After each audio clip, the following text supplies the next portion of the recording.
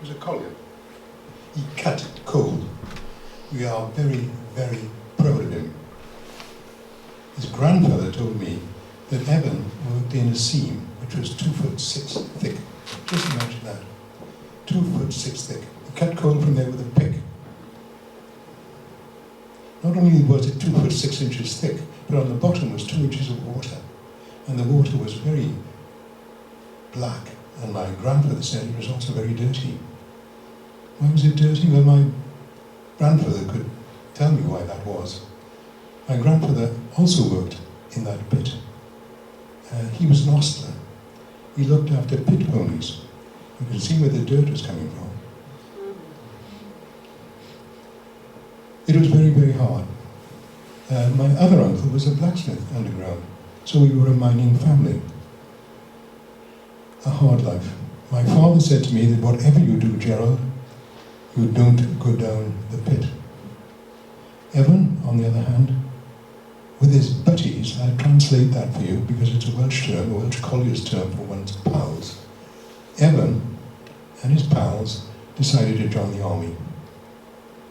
They joined the 10th Battalion of the South Wales Borderers. And they went, of all places, to what Hugh was talking about a few moments ago. He went to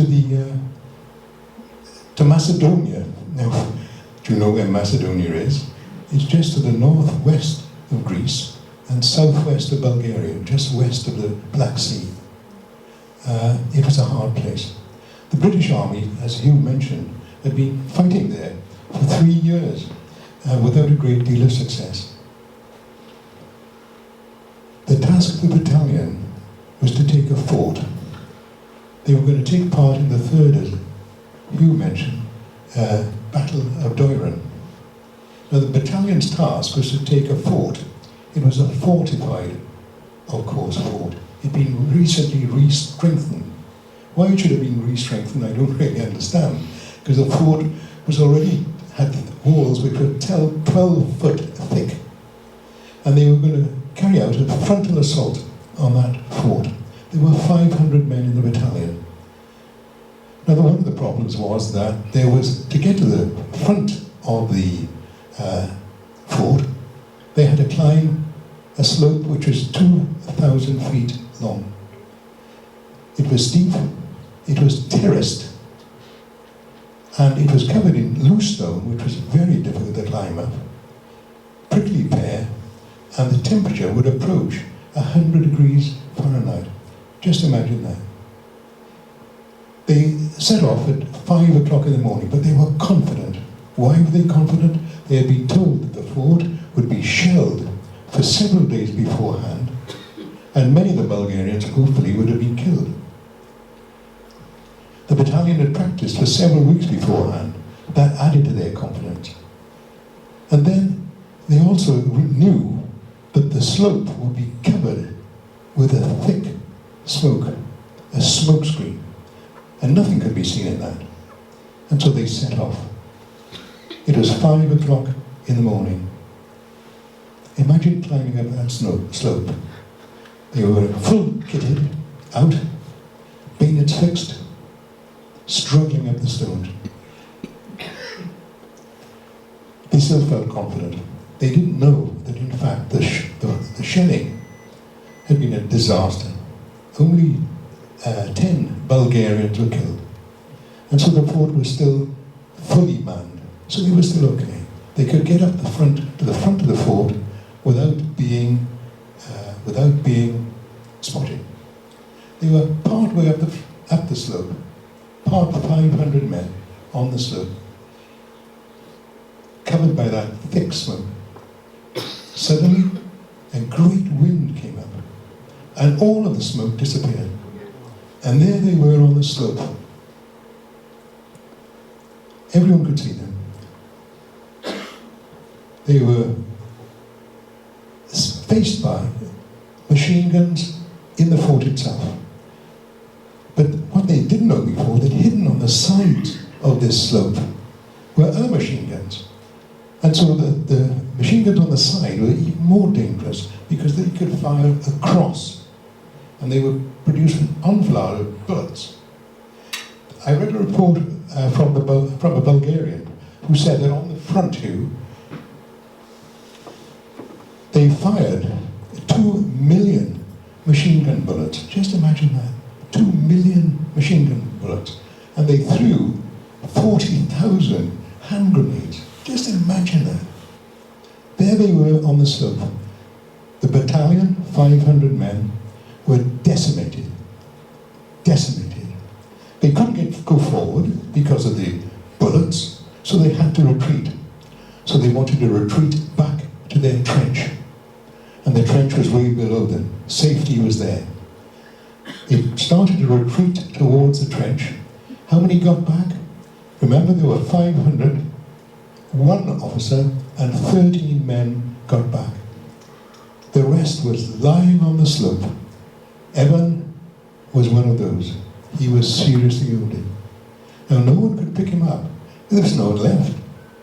And so they were lying on the slope, dead, dying, badly wounded, and just wounded. No one could get them. So they were there, lying there all day. Just imagine what it must have been like to lying with all those other wounded people, crying out, and no one to help them, no one to look at their wounds, no one to give them water. They were lying there, and they were lying there all day. Remember the temperature? 100 degrees Fahrenheit. Just imagine what that must have been like. What did Evan go through? In the day, in the night, the Bulgarians, in the dark, came out of the fort and came and captured the wounded. They left the dead. They took the wounded up through the fort and out on the other side. And they were going to take them to a prisoner of war camp, which was many miles behind the fort. We do not know where that was. It could even have been in Bulgaria itself. It was many miles behind where that battle had taken place. 10 days later, they still hadn't reached the prisoner of war camp. 10 days later, the Bulgarian army surrendered. Just imagine that. The fort then was empty.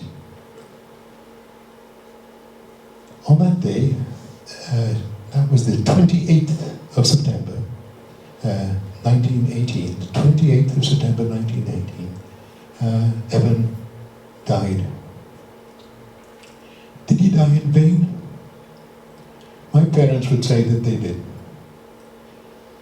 But if you step back and think of it, really, he did die. And many, many, many hundreds of thousands of people, soldiers who died. So why? So that you and I could live in village in peace. So he didn't die in vain, but he died. 6 weeks later, the World War I was over. So it had all finished. Some of Evan's wounded pals, because Evan, by the way, had been buried somewhere on that route back to the prisoner of war camp. They said, those pals, in a ditch by the side of the road, an unmarked grave. His pals came back to Petrovar, near Merthyr Tydfil, where Evan came from, and which is where I come from. They said to my grandfather that how Evan had died, and brought all his personal possessions with them for him. It was but one thing, this little wooden box. Nothing else could they give him. In it were some coins and a few stamps. Or I seem to remember a few stamps. My gran gave that to me when I must have been 4 or 5 or 6, very, very young. What if that box could speak? Just look at it. What if that box could speak? It was with Evan when he left those trenches. We climbed up through the smoke. Smoke clearing. Everyone afraid. Machine gun bullets everywhere. Wounded. There on that slope all that day. Nighttime, captured and taken and died. If only this box could speak. Evan is still lying out there somewhere in Bulgaria, Macedonia, no one knows. But he is still lying there now at this very moment. I only hope that he continue to rest in peace. Thank you very much.